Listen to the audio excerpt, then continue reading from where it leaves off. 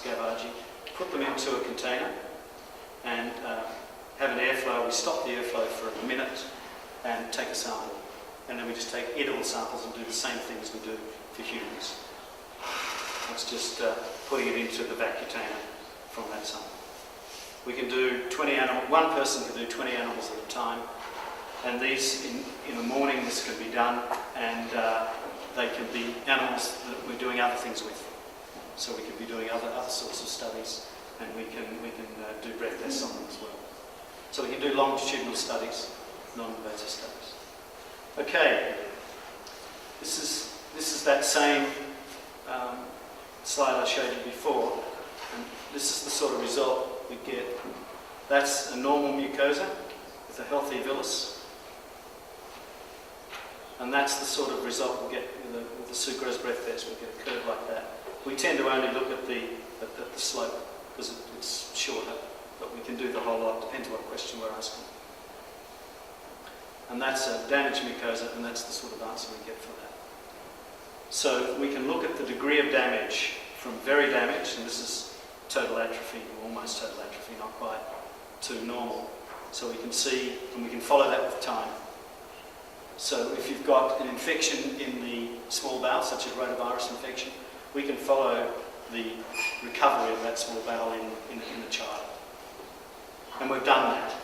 And I'll show you that in an Aboriginal population in a minute. So this is just an animal model of methotrexate-induced damage, a chemotherapeutic agent. And we get more damage in the jejunum, slightly less than the duodenum, and even less than the ileum. This is just to show how the breath test, this is one of our very early slides, how the breath test can be used to measure the damage. So anything less than 4 or 4 or less is, in a rat, is damage. Around about 15 is the average. And this is remarkably consistent. We correlated it with both sucrase activity, and that's a reasonable correlation, and with also histology. Not quite so good. That's probably because we're measuring other cells other than the epithelial cells in that measurement. This is all published. We've looked to see whether a probiotic Th4 is a Streptococcus thermophilus. I'm not sure if it's really a probiotic, but we grew it such that it produced net folate, and methotrexate is a folate inhibitor. And we just showed we could look at the damage with methotrexate, which is a lower dose than the one we saw before, and follow it with the breath test.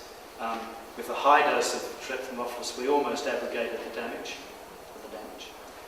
With a lower dose, it had no effect. And this is just myeloperoxidase activity. It's the obverse of that one. So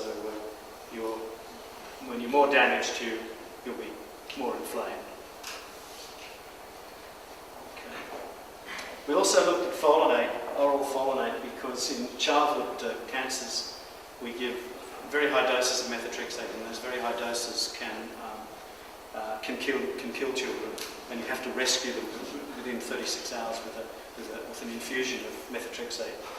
We thought that we could still get hematological malignancies with that by giving oral follinate, and this is an animal model, and we're in the process of patenting this as well. It doesn't patent yet, so I can't tell you too much about it.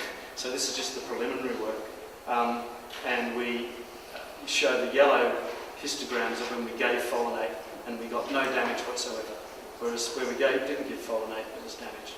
So oral follinate doesn't totally abrogates the mucositis, and it doesn't seem to affect the tumour kill. So that's a therapy we'd love to be able to translate to the clinic in high dose methotrexate, high dose 5-fluorouracil. This is just showing that the sucrose breath test, this is very early slide too, the sucrose can be inhibited by acarbose. This is in some volunteers for the lab, and there's a dose response of the sucrose breath test. Delta over baseline is an early way of depicting it, and you can see that it's dose related as you increase the dose of acarbose. So we just give acarbose just before we do the breath test, and at different doses totally stopped it, and in a couple of people they got diarrhoea at the high dose. So it really does make you non-absorbed. This is just to show that the breath test can be used. It's highly reproducible, and these are 2 children, test 1 and test 2. Not 2 children, a number of children. When you get gut damage, you can get a permeable gut. When you're not damaged, you can also be permeable, that is, you have loss of tight junctions. The only real work that's been done on that is in the stomach and in the small intestine, mostly in the small intestine. In some cases, you can be damaged and not permeable, but mostly you are damaged and permeable, and you have what we call an enteropathy. I only put that up because I wanted to talk to you now about our Indigenous population, our Indigenous children, who are probably worse off than the developing world in terms of gut enteropathies, particularly small intestinal. This guy isn't failing to thrive. He's quite healthy. So, tropical enteropathy, you get a partial or a total villus atrophy, you get transformation of your epithelial cells, you get an intense infiltrate in the lamina propria. This is just the very first study we did in Aboriginal kids, just looking at some normal children. This is blinded, and this is children with gastroenteritis. We did not get a signal with gastroenteritis in these children. They have a very florid inflammation. And the normal children did.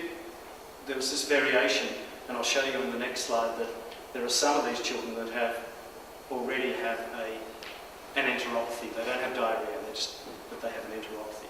I've called it normal because we didn't know at that stage.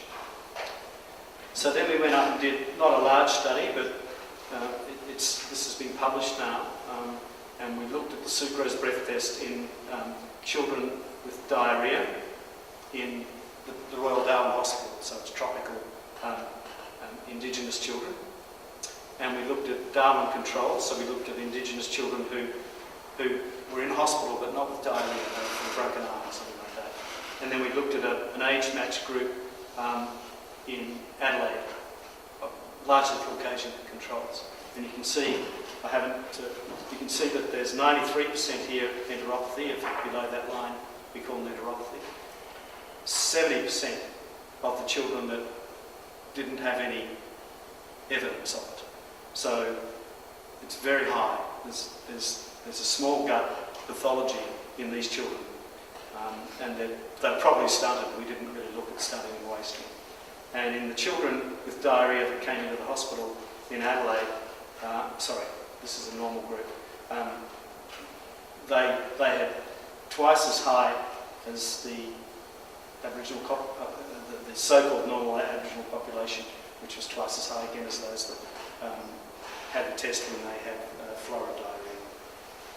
So we think that's a way of actually following the gut response in diarrheal disease. It may be different and I haven't got the slide, but in rotavirus infection, all of them are like this. We don't know, we do know, but I haven't got it here. This may actually be a bacterial, it may be a large bowel infection, not a small one. So the small bowel's okay. And we've shown that can occur.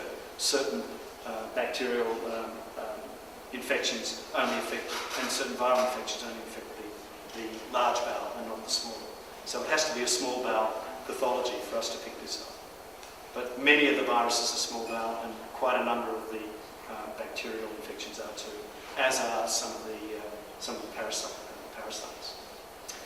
This is again some early work. We've done a lot more than this now. We're just trying to pull this all together. There's many more children, more like 50 or 60 now. And we looked at the sucrose breath test on presentation, and then followed them to day 5. And in our population, they resolve in about 4 or 5 days. We usually send them home straight away with oral rehydration therapy, or if they're too dehydrated, they stay overnight and have a drip. Some of these on day 1 were, and it's around about 60% in the final analysis have a small bowel pathology, and some don't. And we don't know what the agents are in most of these. and we think it's rotavirus in about 30%. And a new virus we've discovered in Adelaide in about 15%. And then they recover or they don't recover. Some of them fully recover. Some of them are on the way to recovery. Some of them still have a damaged small bowel. They may not have diarrhoea, but they have a damaged small bowel. So they're taking longer to respond. I'll just give you a quick thing on mucositis, because we did some work in using the sucrose breath test in childhood childhood mucositis in cancer chemo. And the green bars are the kids who didn't get mucositis. When you have chemotherapy, particularly for hematological malignancies, it's over 2 years and maybe 10 or 12 different regimens of different kinds, including a bone marrow transplant somewhere in the middle of it. And these are kids who didn't get any mucositis, and this was the sucrose breath test. You might remember it was about a mean of 8 for the normal controls. Drops down a little, but not significantly. These significances are between all of these points. And then it comes back up and stays up. So they haven't actually got a mucositis, so we can actually subset them from mucositis. Whereas and that's the cut-off point. These ones, none of these were naive, so they'd had some previous damage, and we didn't really have the history of that. But they go down and they stay down, and they usually have to stop therapy here. So we can follow that, and we can also look at, and we've just finished a study with Nestec in Switzerland to see whether we could, in our Switzerland kids, see whether we could use the sucrose breath test to follow the effect of their agent. And we could, but I can't tell you any more than that. We could follow it. So this is the paradigm that people have put up. You initiate the damage with a chemotherapeutic agent, you get an upregulation of the message, and you get an amplification or not of the signal, and then you either don't get ulceration or you get ulceration. This was really developed from oral mucositis by looking at that. Now we can, in a surrogate way, look at the small intestine for that as well.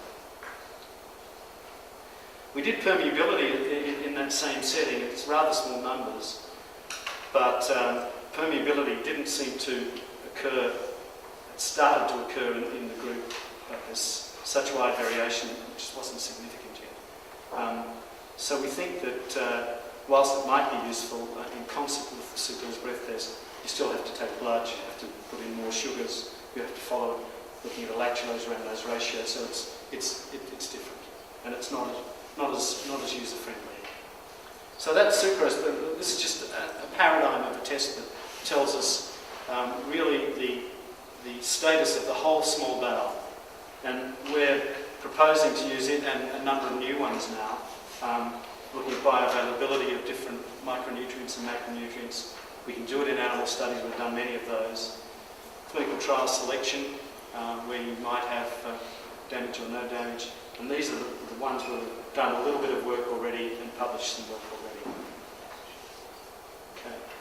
So now just to go on to the speculative side of this. I haven't talked about methanogenesis. I'd love to have, but I just didn't have enough time to do it. This is really looking at an idea for looking at gastric cancer. Same idea, same concept. What we don't know is, well, I think I do, but I can't tell you yet, what enzyme or altered transport, and there's about 4 different paradigms of things that can be used here, to detect a precancerous or a cancerous scenario. So it's exactly the same setting.